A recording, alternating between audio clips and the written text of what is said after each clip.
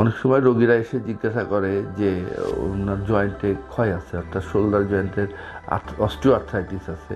তো osteo arthritis হয়ে যে মানে হিউমারাসের যে হেডটা বা গ্লিনারটা ক্ষয় হয়ে গেছে, তখন তারা এসে বলে যে স্যার এইটা কি আর্থ্রোস্কোপি দিয়ে করা যাবে না?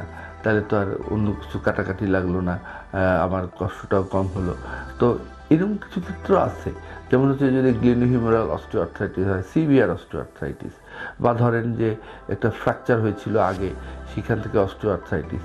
তো অথবা ধরেন যে হিউমারাসের হেডের কাছে ফ্র্যাকচার, যেটা হচ্ছে 4 পার্ট ফ্র্যাকচার।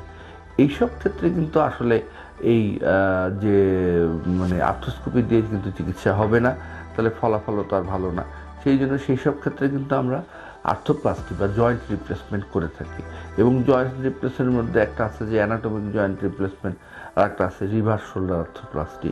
তো যে কোনো যেটা যেখানে দরকার সেটাই আমরা করে থাকি।